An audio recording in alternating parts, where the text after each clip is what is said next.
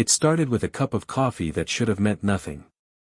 It was a Thursday evening in Austin, the kind that smelled of rain and memory.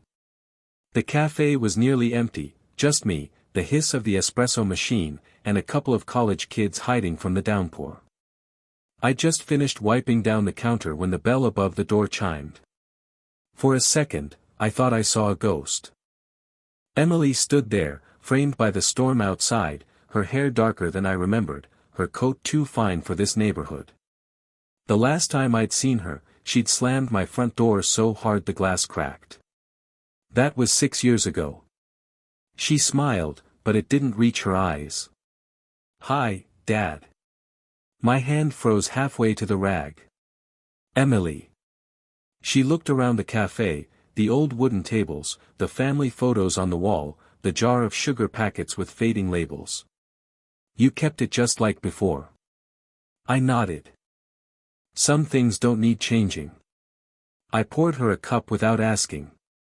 The same blend she used to steal sips of when she was 16, pretending she liked it black. She wrapped her hands around the mug. "You still roast your own beans?" "Every Sunday," I said. "Keeps me honest." She laughed softly, but it was the laugh people use when they're thinking of something else. I waited. Years of coaching had taught me patience. Eventually, every silence gives up its truth. Finally, she said, "Mom's been asking about you." "Has she now?" I kept my voice flat. "She says you've done well. The cafe, the house, she's happy you're doing okay." Your mother's definition of okay has always been expensive. That earned a real laugh, but it faded quickly. She stared into her cup. She's thinking of selling her place. Things have been tough lately." I didn't reply. The rain filled the space between us. Then came the look, that mix of daughterly softness and calculation that only someone raised by Linda could master. She thought maybe you'd want to help her out. Or, maybe help me instead. I leaned on the counter. "Help you how?" "Well," she hesitated, playing with the spoon. "There's this investment I'm part of. A small development group. They're interested in this area, it's growing fast. And your cafe, it's kind of right in the center." There it was. The reason. I said nothing, just listened to the rain beat harder against the window. She rushed on, words tumbling like guilt disguised as enthusiasm. "They'd pay good money, Dad. You could retire, finally travel like you always said. And I could manage things. It would stay in the family, sort of." "Sort of," I repeated. She looked up. "Don't you trust me?" That one hit harder than it should have. I stared at her, my daughter, my little girl who used to paint hearts on my coffee sleeves, now sitting across from me, rehearsed, careful, weaponizing affection. I took a slow breath. "Emily, trust isn't something you ask for with a business plan." Her smile twitched. "It's not just business. It's opportunity." Mom said. "Stop," I said quietly. "Don't bring your mother into this." She blinked, startled by my tone. For a moment, the rain was the only sound. Then she stood, the chair scraping across the floor. "I came here trying to make peace. I thought maybe we could start over." I folded the rag, placed it on the counter. "Starting over doesn't usually come with a contract attached." Her jaw tightened. "You've always made it hard to help you. And you've always mistaken control for help." That one landed. She looked down, shoulders stiff. Then she grabbed her purse and turned for the door. The bell chimed again, and she was gone. I watched the rain swallow her taillights until all that was left was the reflection of the cafe window, my own tired face staring back. The cup she'd touched still sat on the counter, a faint lipstick mark on the rim. I reached for it, then stopped. Some part of me wanted to clean it right away, to erase what had just happened. But another part, older and sharper, told me to leave it. Because whatever had just begun tonight wasn't over. I poured myself another cup, sat in the corner booth, and watched the rain hammer the glass. And for the first time in years, I felt something crack open inside me, not anger, not sadness, something colder. I didn't know it yet, but that cup would test more than my heart. It would test what was left of my love. She came back with company, and the storm followed her inside. Saturday noon. The cafe was alive the way small places get on rainy weekends, umbrellas dripping by the door, the smell of cinnamon rolls, laughter echoing off brick. Tom was running the counter, I was refilling sugar jars when the bell chimed. Emily walked in first. Behind her, like the ghost of every bad decision I ever made, came Linda. Even after all these years, she could still walk into a room and own it. Designer coat, diamond-cut smile, voice smooth enough to hide a knife. She kissed the air near my cheek. "Richard," she said sweetly, "you look rustic." "Linda." I wiped my hands on a towel. "To what do I owe the pleasure?" She glanced around. "Place is busier than I expected." "Congratulations." Then she waved at the nearest table of regulars. "Everyone loves the coffee, right?" A few customers chuckled politely. I could already feel the trap forming, too many eyes, too much charm. Emily stepped in. "Dad, Mom wanted to talk about the offer again. The investors are serious this time." "Investors?" I said, keeping my tone even. Linda leaned on the counter, voice rising just enough for nearby tables to hear. "Richard, this isn't about money. It's about family. Emily's trying to build something of her own. You should be proud she's taking initiative. By selling my life's work. By modernizing it," she said quickly. "You've done your part. Let the next generation take over." Tom shot me a glance from the espresso machine, sensing the tension. I gave him a small shake of the head. "Stay out of it." Emily's voice trembled. "Dad, it's not like that. We'd rename it, maybe renovate, keep the spirit." I felt the room listening. The clinking of cups had stopped. A dozen strangers now waiting for my answer. I forced a smile. "You want to keep the spirit by gutting the body." Linda's eyes flashed. "Always dramatic. You haven't changed." "Neither have you," I said. She placed a glossy folder on the counter. "Here's the proposal. They're offering way above market. You could finally rest, maybe travel, find someone new." The crowd murmured, amused by her tone. She was performing, as always. "Linda," I said quietly, "this isn't the place." "Oh, I think it is," she said louder. "People should see what stubborn pride looks like. You've been hiding here for years, nursing grudges and burnt coffee." "Mom!" Emily hissed, but Linda ignored her. I kept my hands flat on the counter. "You came here to shame me into signing. To remind you who still cares," she snapped. "You think this little shop makes you noble? It just makes you small." A silence fell. Even the coffee grinder stopped mid-whine, as if the machine itself didn't want to get involved. Emily's eyes darted between us, daughter caught between loyalty and manipulation. Then she said something that cut deeper than anything her mother could. "Maybe Mom's right," she whispered. "Maybe you hold on to things just so you can feel like someone owes you. That one hit bone." Linda smiled, sensing victory. "You see, Richard. Even Emily sees it. You've become the man you swore you'd never be, bitter, alone, predictable." I exhaled slowly. "You finished?" She shrugged. "That depends. Are you ready to sign?" I looked around the room, my customers pretending not to stare, Tom frozen behind the counter, Emily clutching her purse like a lifeline. Then I did something I hadn't planned. I poured myself a cup, took a slow sip, and said evenly, "Linda, you've always been good at dressing greed in poetry. But this time, it's wearing our daughter's face." Gasps. Even Linda's mask cracked. I placed the cup down gently. You'll get your answer soon enough. But next time, make an appointment. Linda's cheeks flamed. You'll regret this. Maybe, I said. But at least it'll be my regret. She grabbed Emily's arm. Let's go. Emily hesitated. Her eyes searched mine, half apology, half defiance.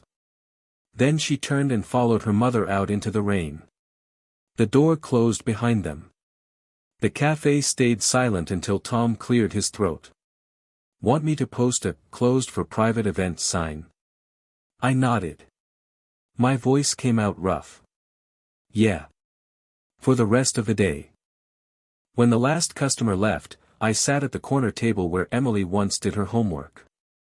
The same place she'd drawn hearts on napkins for me after Linda left. Now those memories felt like someone else's life. I picked up the folder they'd left behind. The title read, Hale Redevelopment Group, Investment Proposal. My name, their dream. I flipped through the pages, contracts, clauses, fake signatures, even a section labeled, Property Transfer Authorization. My signature, forged. That's when the silence changed. It wasn't grief anymore. It was calculation. I closed the folder, slid it into the safe under the counter, and turned the key. They wanted to take my name, my place, my peace. They'd just given me a reason to take something back. After they left, the rain smelled different, less like weather, more like a warning.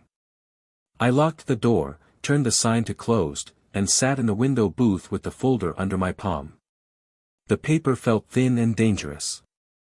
Tom wiped down the counter, pretending not to notice my hands shaking. He'd been my right hand since we opened, steady, practical, the kind of man who judges by actions, not words. I needed that tonight. You okay? He asked. I'm fine, I lied, then added, for now. He looked at the safe, then at the jar of tips. You want me to beat them up? I almost laughed. Tom had a good heart and a temper he rarely used. No. Not like that. Then what? His voice was low. There's only so much shame a man can hold before he needs company. I slid the folder across the table. They left this here. Tom's face went flat as he read. Forgery, he said. They forged your signature. Or they hired someone who knows how to make it look real. I tapped the edge of the folder. Either way, they were sloppy enough to let themselves be seen. Tom stared at me like he was looking for a punchline. You're not going the legal route? I want them to show themselves first. The words tasted of iron. I want Linda to perform. I want Emily to justify it in front of people who matter, the neighbors, the regulars, the woman who runs the PDA, make them expose the voice behind the charm. How? I leaned forward. The cafe hummed with its own small life, coffee machine breathing, light over-the-counter buzzing. The town had a pride for small public rituals. Fundraisers, bake-offs, vendor nights. People loved a spectacle if it came wrapped in charity. We'll give them a stage, I said. And the audience will do the rest. For the next week, my head moved like a chess player. I put out a flyer for a community appreciation night, a low-key event, free pastries, a short speech thanking locals. I printed it on cheap paper and taped it to the bulletin board at the laundromat, to the church door, to the farmer's market stall where people haggled in the mornings. I made it sound like a celebration of the cafe's 20 years, nostalgia sells. People came because they remembered youth and because they liked free pie. Then I fed the rumor I wanted. I called Mrs. Garza, who runs the PTA bake sales and can make or break a weekend crowd. I mentioned in passing, some investors may drop by to look at local opportunities. Mrs. Garza's ears went sharp, she likes to be in the center of things. She said she'd tell the ladies. I thanked her and told her the event would be next Friday, 7 sharp. Next, I set subtle bait. I had Tom print a small stack of the proposal pages, not the whole dossier, just one sheet with the forged signature visible, and I placed it under the copy of the local paper on the back table, the one people flipped through while waiting for coffee. I left it there where someone nosy would find it. I arranged the music to play soft ballads, nothing threatening, but enough to make people lean in. Most importantly, I called Emily. I used her old number, the one from college, a small, risky thing. She picked up on the second ring. "Dad?" Her voice was a cautious pedal. "Emily," I said. "Do me a favor. Come by next Friday. There'll be people you know. Mom might come, too. It's open." There was a pause. "You want me to come? For the celebration?" "Yes." I didn't tell her it was a trap. People reveal themselves when they think they're about to get applause. She hesitated. "Okay. If it's important to you." "It is." The word was simple. "I'd like to see you." I hung up and felt something loosen in me. If she came, she'd be watched by the town, not just by me. Pressure acts strange on liars, it makes the neat script fray. The week moved like a held breath. I closed earlier than usual, practiced my speech in the back room, not because I planned to berate them, but because I wanted my voice to be steady when the moment came. I told Tom to wear the old navy jacket he wore when he ran the coffee machine, the one that made him look like a part of the place. I asked him to keep an eye on Linda, not to antagonize, just to smile in the right places, to be a mirror. Mirrors show faces truthfully. On Thursday, a neighbor stopped by, saw the flyers, and mentioned the investors' rumor at the Bridge Club. By Friday the rumor had a name, Hale Redevelopment. Perfect. People speculated. Some were excited. A few were wary. All of them were intrigued. When the night came, the café filled with familiar faces and a few strangers. The aroma of cinnamon and espresso made the room thick with nostalgia. I thanked folks for coming, made the safe small speech about community and gratitude. I kept my eyes on the door. Then Linda arrived, late, as always, gloved and glittering like a different era of wealth. She sat at a table near the front, smiled at anyone who looked her way, and began to work the room like a politician. Emily came in after her. She found a seat and kept her head down, fingers fidgeting with a napkin. My chest tightened when she looked at me, then at her mother. She looked torn, guilt and resolve crossbred in the same fragile face. At some point, someone picked up the local paper from the back table and waved it. The forged sheet was gone from under it. Someone else saw the glossy folder peek from under a stack by the register, and murmurs slid into the air, small and curious. The trap was set. Now all that remained was to make sure the next move came from them. When Linda finally rose to make a toast, because she always did when a room gave her an opening, I stepped back and watched the way she craved an audience. People give speeches when they want to rewrite history out loud. I waited for her to pick up the thread I'd planted. She lifted her glass. "To family," she said, voice clear. "And to the future." A few clapped. My stomach went tight, but my hands were steady. Tonight, applause would be a test. Tonight, the people who loved the sound of their own approval would show me everything. And if they lied in front of the town, truth would find a way to arrive after the curtain dropped. You can't argue with a mirror. It only reflects what's already there. The room smelled of coffee and wet umbrellas. I'd timed the lights to dim slightly after 7, the way a stage softens before a play begins.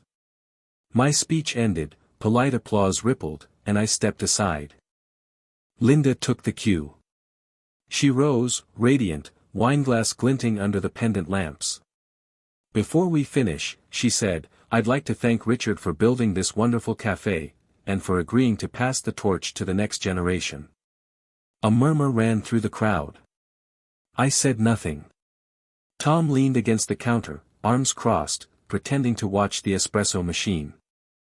Linda continued, some of you have heard about our family's new venture, revitalizing this block, bringing in a modern space, a real community hub. It's going to be led by our daughter Emily. Applause again, hesitant but obedient. People like happy endings, even when they smell of varnish. Emily looked startled, her lips parting. Mom, I never. Linda squeezed her wrist under the table. Tell them, sweetheart. Emily swallowed. We just want to make something good for everyone. Her voice cracked.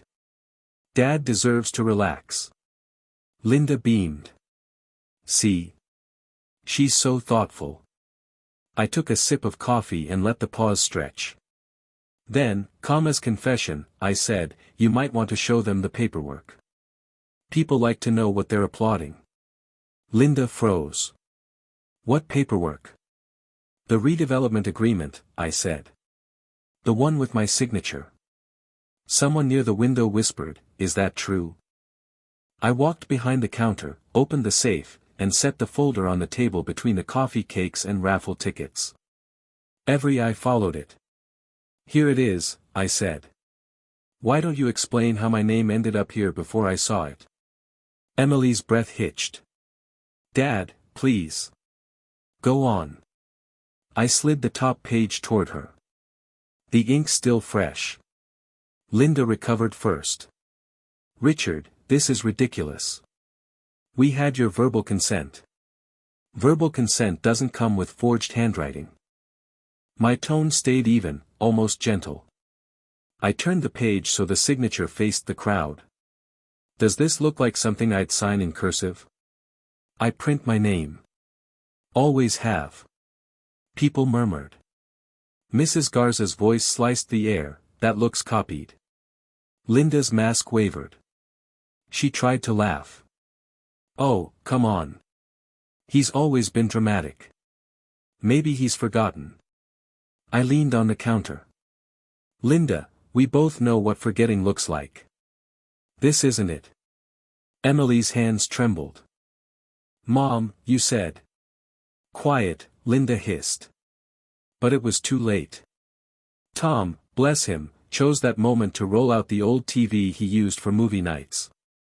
On the screen flickered a paused image, security footage from last Saturday, the two of them in my cafe after hours.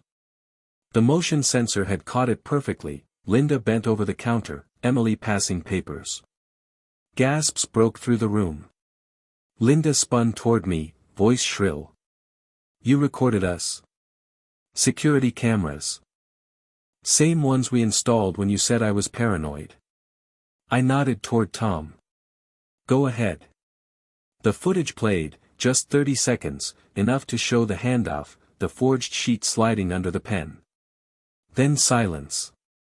Emily covered her mouth. Linda's voice turned brittle. You planned this. You wanted to humiliate us. No, I said softly. You did that yourselves. Someone clapped once, awkwardly, then stopped. The crowd began to disperse in murmuring waves, shame traveling faster than sound. Linda tried to speak, but Emily pulled her arm away and ran outside into the rain. Linda followed, heels slipping on wet tiles, leaving the scent of her perfume behind, sweet and dying. When the door closed, Tom exhaled. Jesus, Rich. I sat down slowly. My knees felt older than my years. I didn't enjoy that. You sure looked like you did. No, I said again, quieter. But some truths need a spotlight. Tom poured 2 cups and slid one to me. You think she'll come back? Emily. I stared at the empty doorway. She's her mother's daughter, but not her mother. She'll need time. We drank in silence. Outside, the rain had stopped, leaving the streetlights trembling in puddles. Inside, the cafe felt strangely clean, like something had been washed, not ruined. When Tom locked up, I stayed behind, wiping the same spot on the counter over and over. The footage would make the rounds, the town loved stories, and this one would echo.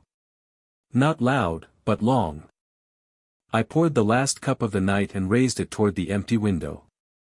To truth, I said to no one. It's bitter, but it wakes you up. Sometimes justice sounds like silence after a storm. The next morning, Austin looked scrubbed raw by the rain.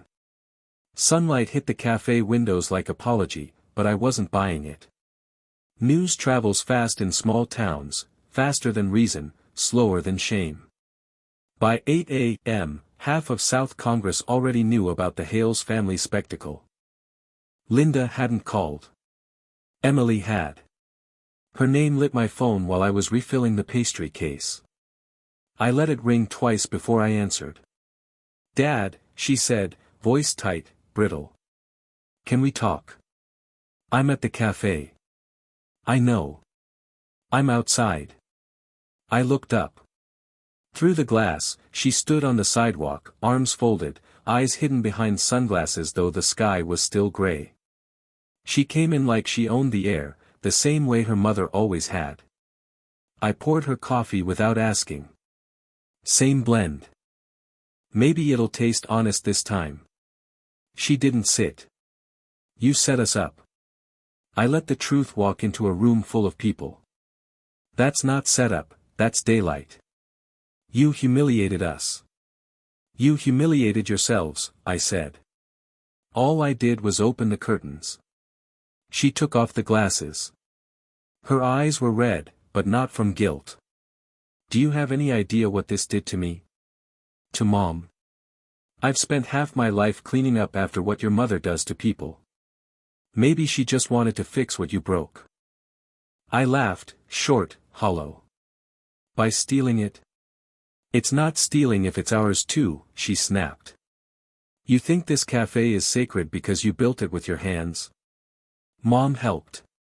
She sacrificed. I grew up here wiping tables. You act like it's all your pain that matters." Her words hit in layers. Each one peeled something older, softer. "You're right," I said quietly. "You grew up here. That's why it should have meant more to you than to anyone else." She looked down, jaw clenching. "You wanted me to fail." "No," I said. "I wanted you to be better." She pressed her palms flat on the counter. "You could have talked to me instead of turning the whole town against us." "I tried." "You came with an audience." Her voice trembled. "Mom says you enjoyed it, that you wanted to hurt her." "Hurting her stopped being my hobby when I signed the divorce papers." "Then why record it?" "Because sometimes the only way to prove innocence is to let guilt perform on stage." She stared at me, searching for softness, finding none. "You think you won." "I lost you," I said. "That's not winning." The cup between us steamed like a boundary line. She reached for it, then stopped, as if touching it might burn. "Mom's leaving town," she said. "She says you'll destroy her reputation." "I don't need to," I replied. "She already did." Emily's chin lifted, proud, wounded. "I'm going with her." I nodded once. "Then go. But remember this place was built with love, not lies. You can buy property, Emily, but you can't inherit integrity." Tears flickered, then hardened into anger. "You always make yourself the saint. You think suffering makes you pure." "No," I said. "It just makes me quiet." She turned for the door. At the threshold she hesitated, half turned back. "You'll die alone in this place." "Maybe," I said. "But I'll die knowing the difference between truth and affection." The bell chimed as she left. The echo lingered longer than she did. Tom came in an hour later, carrying a box of supplies. "She said anything worth hearing?" "She said everything I needed to hear," I answered. He nodded. "Crowd outside says Linda's real estate partner pulled out. Contract's dead." "Good. You sure?"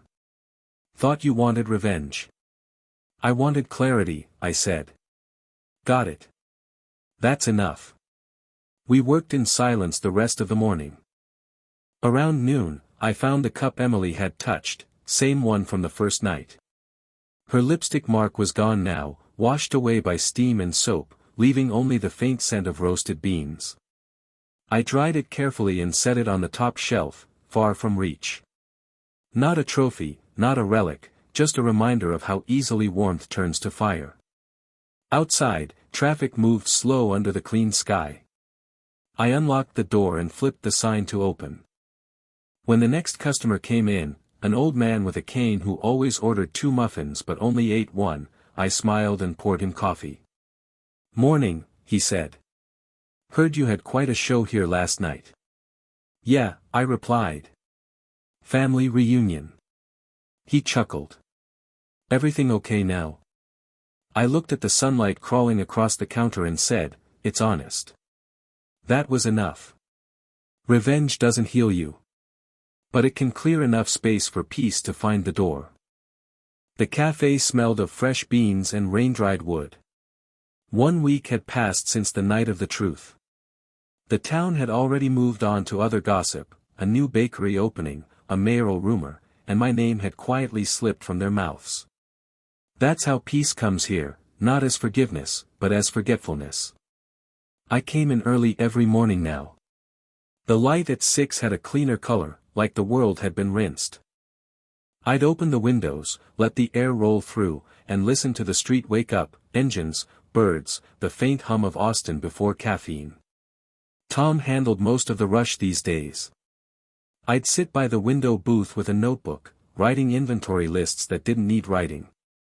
Sometimes customers asked about the event, but their eyes were kind.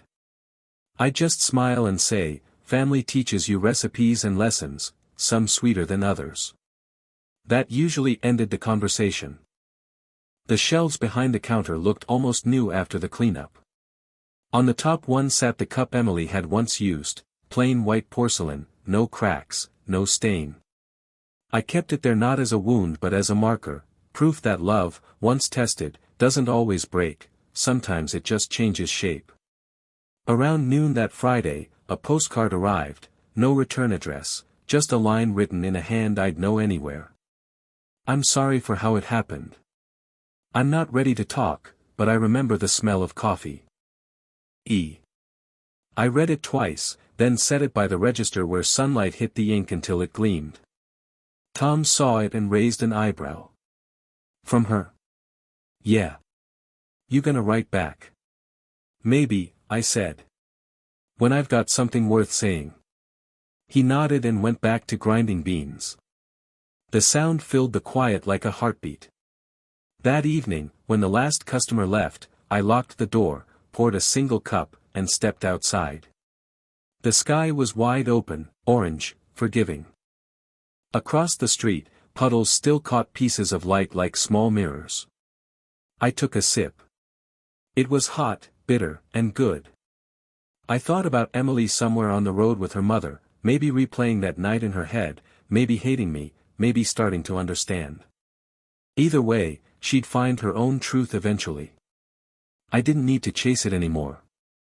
The café behind me glowed through the windows, my small piece of the world, honest again. For the first time in years, I didn't feel alone, I just felt still. The storm had passed. And for once, the silence didn't hurt. It hummed. If this story spoke to you, please like, subscribe, and leave a comment. I'd love to hear your thoughts. You can continue the journey by clicking the box on the left. Thank you for being here.